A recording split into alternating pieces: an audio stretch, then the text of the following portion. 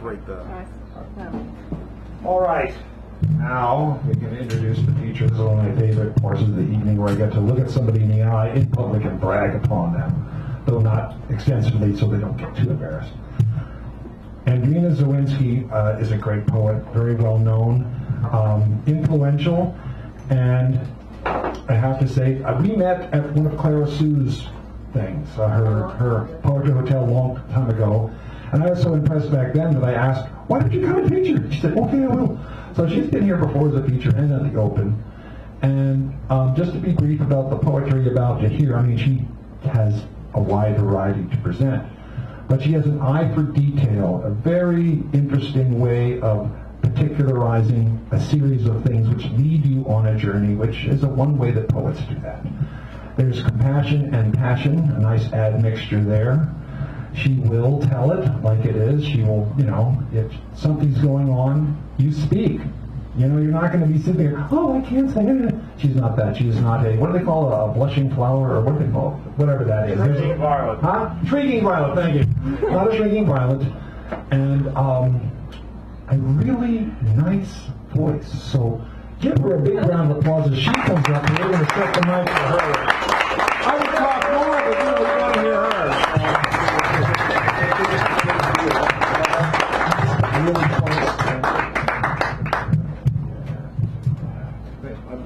Okay, hope I can live up to that. Oh, don't worry. Thank you for having me back. Oh, you're welcome. We're all concerned about violence. It takes so many forms. So I'm going to start out with a couple that address it. Okay. This poem is called Beezy Boy, shot in Lucky's lot in the year of the rat. And the Beezy Boys, Asian boys gang. I used to live at Lake Merritt, and around the corner from me was Lucky's, and so this comes from that.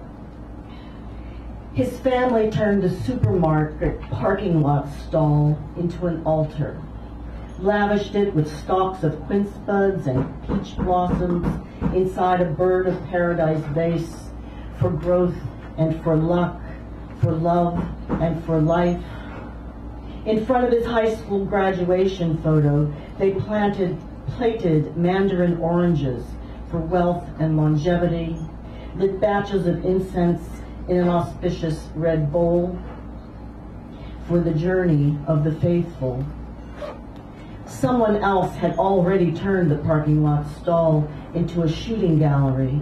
Someone else made his bones doming this #1 sun, and maybe running off to tag tunnel walls, or maybe getting a watching eagle cloth tattoo, maybe doing donuts in a highway sideshow, all his nunchucks and guns aimed at the heavens and missing the mark.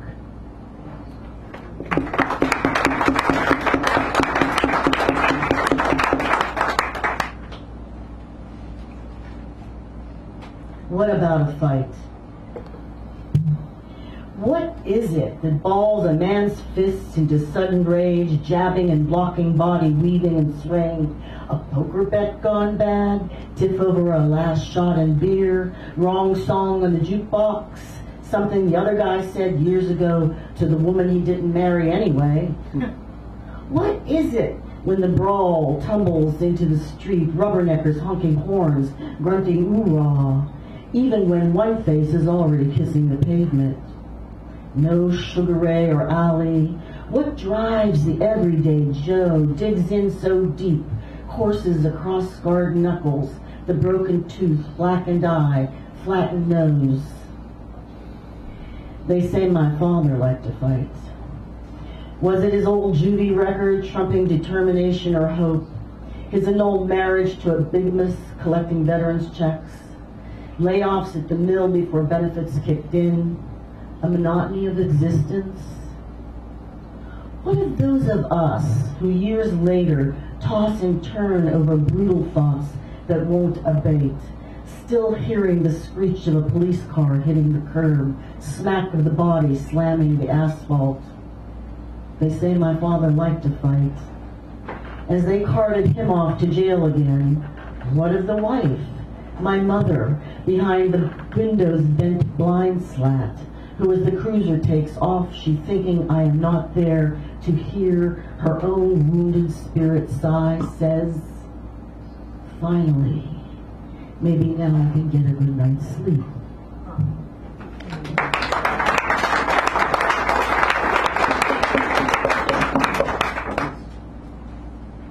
This poem is called Into the Drink, and it means things that go into the water, but also into the alcoholic drink. My father once scooted around in a Cadillac sedan, all fins and chrome, salmon-colored, long, lean, sleek, until in a drunken blackout, he rammed it into the neighbor's factory fresh Buick. Just to feel the crunch, he said. Too many Seagram 7s and Iron City Chasers after another layoff at the mill. The next day, like so many days after, he poured booze down the drain, swearing out loud with me as witness, "That's it, I'm done, I'll never drink again." I always wondered how he made payments on that car, until I watched the fishtail caddy as the lead on the local evening news.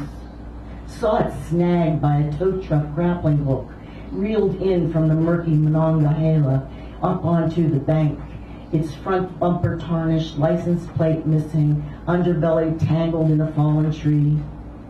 He told me the car had been stolen, but I figured he just put it in drive at the river's edge, disengaged its handbrake, and watched it plunge into the water to park forever with a jumble of junk refrigerators, shopping cart steel beams, bicycles, pines, and a rumored B-25 bomber. In those days, men like my father played penny ante poker and late into nights, sat around kitchen tables in undershirts, smoking Lucky Strikes. Times he went out to buy into a local game at the corner saloon's back room, he'd spit shine his floor shine spades, slip his pistol inside its thumb-worn holster, pull on his gabardine suit jacket, dust off the felt fedora, and running his fingers across its slick rim, he'd walk out the door. Some summer evenings, sober and bored with solitaire, he liked to sit rocking on the front porch swing, reeling in neighbors from the street. And I'd be there too, leaning against the hall wall behind the screen door, listening to him spin his stories to all the other people's kids.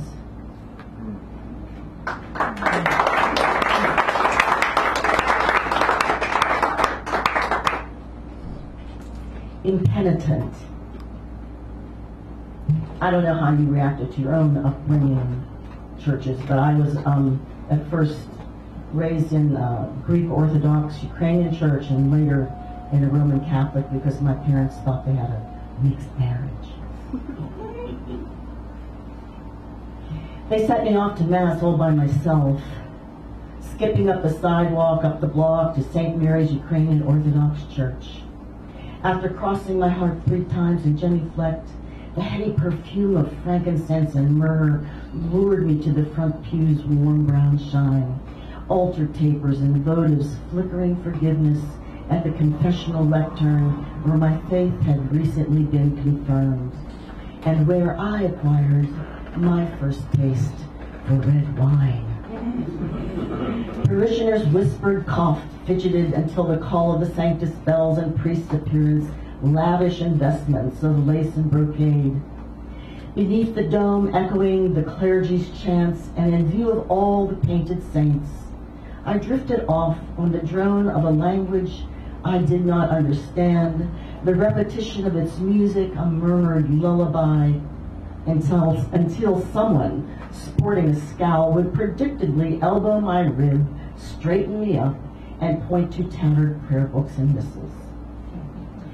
On the way home, I made it a habit to linger at the corner drugstore where the soda jerk would slide my regular order of a cherry Coke and Snyder's potato chips over to me along the slip-from-like counter, paid for as usual with change I did not throw into the collection basket. Back at home, I'd crawl onto the couch, slip under a cover, and unrepentant dive into the holiness of sleep dispensing itself upon me with neither contrition nor absolution.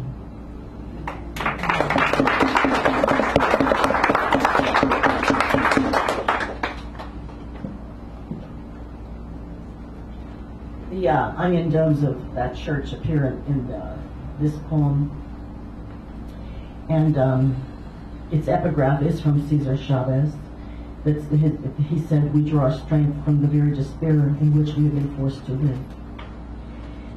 This is called On the Road, Hijacked by Memory. I've written a series of poems about pickers, migrant workers, and this one kind of pulls together that life with the life I know of my family, many of them who were immigrants. Riding another lazy Sunday afternoon along the sun-drenched blacktop stretch coasting through California's Central Valley, its pastures peppered by slaughterhouse steer, its fields dense with migrants, some sporting United Farm Worker eagles on caps, all of them packed into growers' whitewashed school buses, all of them off to bend and hoe, chop and prune, pick and haul, ag giants, nuts and roots and fruits, for the Walmart supercenters and Taco Bells. In the car's back seat, church onion domes crop up inside my head, their rows of candles flickering again for all my dead. For the Ukrainian grandfather, face reddened from the heat of hot steel, muscles knotted and clothes grimy, who choked to death, struggling with words in a strange tongue, lungs dense in smoke and soot, air and water fouled, forging Pittsburgh steel for the Carnegies. For the Slovak one who carried United Mine Worker protest pickets to the coal bosses instead of pick and shovel down to the pitch-dark shafts of the Winber mine, who survived the cave-in, but not being robbed by the company store and a black lung death. For my mother, after the assembly line night shift at Federal Enamel, inspecting pots and pans for dimples and blisters, one hand at the small of her aching back, bent over the Amana, the other scrambling eggs, then scooting my brother and me off to school, neatly dressed with full bellies. For my father at pressed steel, welding railroad cars in the McKees Rocks bottoms, tagged Cossack, and taunted to jump and spin and kick, who got lost in a bottle of vodka and Thorazine, another blue-collar chasing a middle-class dream. But the range here today along this California stretch runs ragged in rain shadow, and a watery-eyed sky looms above tract homes and trailer camp estates, flashy billboards boasting sprouting condos, commercial real estate for Nestle's Purina Works, another Chrysler Jeep dealership, new strip mall saddling up to wheat and oats and alfalfa, the Delta's humpback hills carpeted green in spring. Everything predictable, unlike this day trip, hijacked by memory to detour along a bumpy back road. My own breath now so heavy laden, my every muscle aching.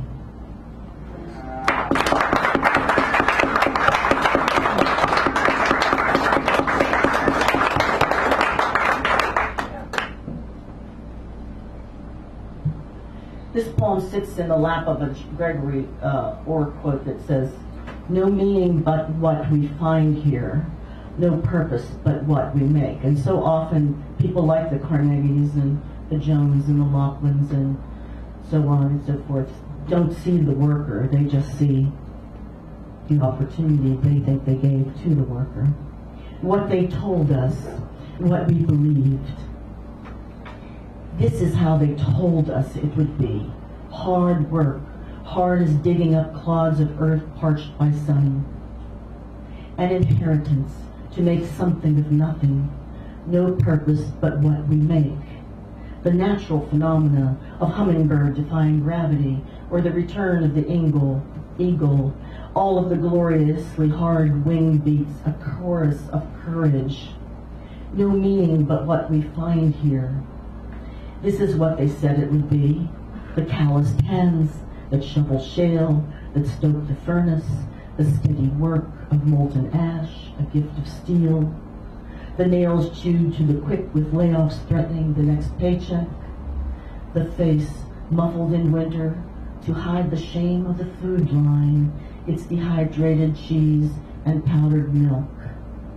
This is what they told us about the jewels that fired furnaces, the glow of slag smelting, the same fiery brilliance as the filthy sunset bleeding down upon the gray Pittsburgh skyline.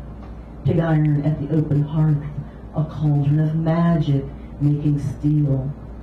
This is what we believed, even as we choked on their smoke and their soot.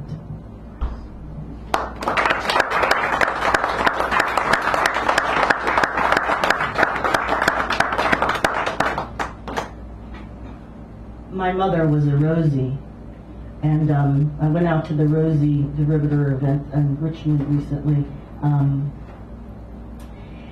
The first time I realized there was even a Rosie the Riveter monument and place was when I was out there to see Bad Girls, Bay Area Derby Girls, and realized that that place that they were skating in was actually the place where the Rosies were making ships for Kaiser, who's now our Kaiser Permanente. I have an epigraph from Naomi Shihab 9 that says, how do you know you're going to die, I begged my mother. With strange confidence she answered, when you can no longer make a fist. Rosie times. Oh, and I wrote this when I was kind of ticked off because there was a new Gatsby movie coming out. And I really don't like the Gatsby version of The New Woman. So that's kind of an influence here too. My mother, born into the flapper era, never bobbed her hair, never sported drop waist dress with a cloche, nor did she cover her face with pancake and rouge, lifting her skirt above her knees in speakeasies or on Gatsby verandas. She came of age in World War II, draped in white coveralls, hair wrapped in a red scarf under a hard hat, clear goggles shielding her amber eyes. She welded pressed steel boxcars outside Pittsburgh. Like women in Toledo, hauling Jeep parts and Ford lines. Like those assembling fuselages on bombers in Long Beach, or for Boeing's flying fortresses in Seattle. Like women filing bullets for the Army, or constructing ships at California's Richmond docks. Like those feeding blast furnaces in steel mills, sparks flying at the giant cauldrons of molten steel. Liberty girls, the women on railroads and shipyards as pipe fitters and riggers, bus drivers and mechanics, like those shooting riveting guns or ferrying planes, ratcheting with wrenches or lighting torches, arms linked across America, with the plains women, with the farm women, the desert and mountain women, the city women, even with Marilyn Monroe, who was Norma Jean, attached propellers to planes. My mother never jumped drunk in her clothes into a fountain like F. Scott Fitzgerald's New Women, but she did drop donning her mail-order rayon sheath from a rowboat into a lake, belting out high notes of Indian love call at a USO picnic. She learned to love the night shift as a blackout air warden and became the woman who I would later blast for not pulling free from my father's fierce grip. I have become the woman who no longer wonders how I dared knuckle into my own fist. Raise it high for rights in rallies and marches for reason and right. Because I had a mother who dared give up a job as a nursemaid for the rail yard and factory, who relinquished her girdle to the rubber drive, who never threw off the helmet for an apron, and who went on living as if she could do anything. Making a fist.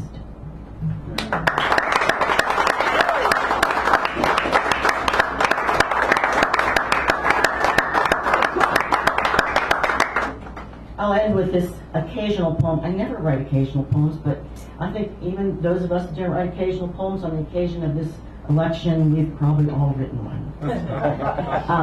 This one's called Civics Lessons. and it's a prose poem, and instead of in 3 stanzas, I'm doing chapter 1, chapter 2, chapter 3, kind of like a history book. It starts out where I'm from, as you know by now, Pittsburgh, Pennsylvania. It moves to Washington, D.C., where I lived for some time, and then it ends where I'm living now in Alameda, in the little tiny toy town on the island. Chapter 1. The 11th grade homeroom high school history teacher had me suspended for not putting hand to heart to recite the Pledge of Allegiance, as I declared there was no justice for all. He kept me after school to copy the tattered United States history textbook in longhand, as penalty for passing a note in class the day after he saw me watch him slip my father cash for a vote into the Pennsylvania House of Representatives. His 2 years there eventually trumped by 4 in federal prison for extortion. I still managed to finagle my way onto a Y-team field trip to Washington, D.C. for a White House tour and Kodak moment on the Capitol steps. I even was able to steal out of the hotel at night to sneak a peek at the corner of 14 T Streets, where a man bounced snake eyes off my new shoes, and where later inner-city riots would erupt. Yet my sharpest memory is waking inside the warm hum and dim of the Greyhound bus to 3 crosses burning in a rural open field near Hagerstown, a sight I had earlier dismissed as mere illustration in a book I labored like a board archivist a whole term to reproduce. Civics Lesson. Chapter 2. The next time I was in D.C., I walked into a DuPont Circle convenience store, pregnant and queasy, wanting to buy crackers, when across the television set a breaking news story blared. Martin Luther King Jr. had just been assassinated in a Memphis motel, the cashier barking, "It's about time someone shut that nigger up." Outside, business owners scrawled "Soul Brother" across their boarded-up shops, under a sky thick with smoke, layered like low-flung storm clouds. Police in SWAT gear with crackling megaphones cleared streets, blocked bridges, while "All You Need Is Love" blasted from speakers propped in an apartment house window.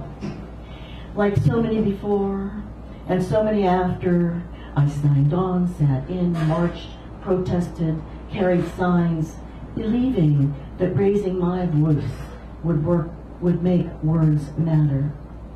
Civics Lesson. Chapter 3.